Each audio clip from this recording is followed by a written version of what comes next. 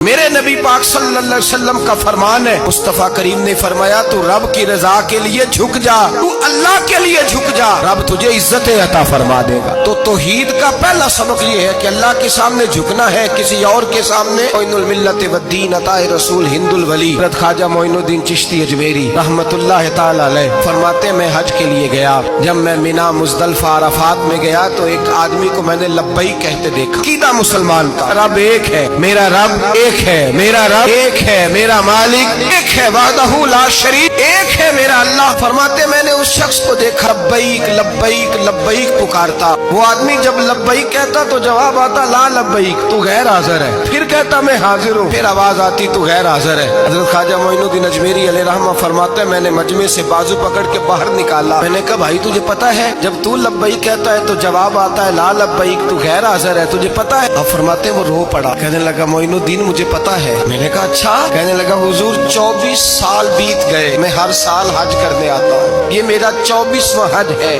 ہر سال آ کے کہتا ہوں لبیک لبیک، میں مصطفیٰ کریم کا وسیلہ لیے حاضر ہوں، لبیک لبیک، یہ بے نیاز ہے، ہر سال مجھے کہتا ہے لا لبیک، نہیں تو غیر حاضر ہے، ہر سال کہتا ہے۔ خواجہ صاحب فرماتے اس کی بات سنی تو میرے وجود کے رونگٹے کھڑے ہو گئے۔ میں نے کہا پھر تو ہر سال آ جاتا ہے، ہر سال ہی آ جاتا ہے، 24 سال ہو گئے ہر سال۔ فرماتے اس نے توحید بیان کی تو میری چیخیں نکل گئیں، میدان عرفات میں کھڑے ہو کس نے توحید کا اعلان کیا تو میرا وجود تڑپنے لگا، آہیں اور سسکیاں نکلنے لگیں۔ کہنے لگا معین الدین ایک ہی تو رب ہے، یہاں نہ ہوں تو کہاں جاؤں، تو کوئی اور رب بتا دے میں وہاں چلا جاتا ہوں، اب ہے ہی ایک، کہیں اس کے دروازے پہ رکھے تب بھی ٹھیک ہے، نہ رکھے بھی اس کی بے نیازی ہے یہی، کہاں جاؤں، اس کے دروازے پہ جھکوں، یہی میرا مالک، یہی میرا خالق، یہی میرا رازق۔ خواجہ صاحب فرماتے میں وہاں کھڑا تھا، عاطف غیب سے آواز آئی معین الدین تو پیچھے ہٹ جا، یہ میرا اور میرے بندے کا معاملہ ہے، تو اس کے بیچ نہ آ، اگر میں نے ایک دفعہ بھی کہہ دیا کہ تو حاضر ہے تو یہ اگلے سال آئے گا نہیں، مجھے اس کا آنا پسند ہی بڑا ہے، 20 سال ہو گئے، اس کا بھی حج قبول فرمایا ہے، اس کی لبیک کی برکت سے قبول فرمایا۔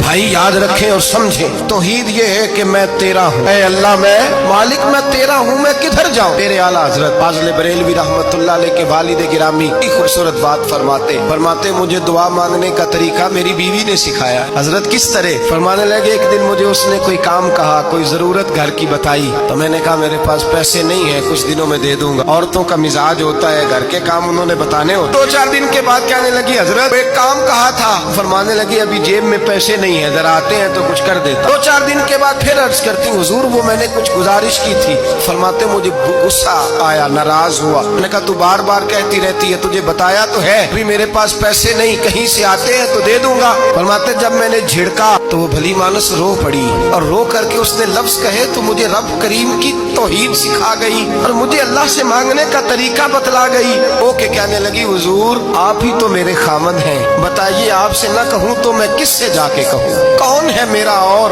کس سے جا کے کہوں؟ کس سے جا کے میں کہوں کہ میرا یہ غم بانٹ دیا جائے؟ آپ فرماتے اس نے بات کہی تو میں رونے لگا، مجھے کہنے لگی حضور کیا ہوا آپ رو پڑے؟ تو میں نے کہا سمجھ آ گئی ہے، جب میں بھی کہوں گا نا مولا میں بڑا پریشان ہوں، میں دکھی ہوں، تکلیف میں ہوں، آزمائش میں ہوں، میں بیمار ہوں، اے اللہ اولاد کی وجہ سے پریشان ہوں، اے اللہ میں جوان بیٹی کے سبب سے پریشان ہوں، اے اللہ فلاں تکلیف سے پریشان ہوں، اے اللہ میر زبانہ میری غربت کا مذاق اڑاتا ہے، اے اللہ جائیدادوں والے مجھ بے گھر کو ستاتے ہیں، اے مولا زمانے کی تیز دھوپ آ گئی ہے، تو ہی میرا رب ہے، بتا تجھے نہ کہوں تو کس سے کہوں، تیری بارگاہ میں عرض نہ کروں تو کدھر جاؤں، تیرے حضور ناز نہ ہوں تو کہاں جاؤں؟ فرماتے جب میں یوں رو کے دعا کروں گا تو عرش کا مالک یقیناً دروازے کھول کے فرمائے گا میرا بندہ جو مانگتا ہے اسے فوراً عطا فرما دو، جو کہتا ہے اسے دے دو، اللہ کی بارگاہ میں جھکے گا تو اللہ کے حضور توحید کا تجھے رزلٹ یہ ملے گا کہ جگہ جگہ جھکنے سے تو بچ جائے۔ دوسرا فائدہ توحید کا یہ ہوتا ہے کہ عالمگیر سوچ پیدا ہوتی ہے، عالمگیر توحید باری تعالیٰ کا معنی یہ ہے کہ ساری کائنات کو رب نے پیدا فرمایا ہے۔ نبی پاک نے فرمایا الخلق وعیال اللہ احب الخلق الی اللہ ما احسن الی عیالہ، ساری مخلوق اللہ کا خاندان ہے اور اللہ اس بندے سے محبت کرتا ہے جو اس کی مخلوق سے پیار کرتا ہے۔ یہ سوچ پیدا ہوگی، سوچ جب تو اللہ تبارک و تعالیٰ کی توحید کو مانے گا تو پھر تیری توجہ جائے گی کہ تیرے نبی پاک نے فرمایا ہے سارے انسانوں کو اللہ نے بنایا ہے، کوئی اجمی نہیں नहीं, कोई अरबी नहीं, कोई गोरा नहीं, कोई काला नहीं, कोई ऊंचा नहीं, कोई नीचा नहीं, कोई गरीब नहीं, कोई अमीर नहीं,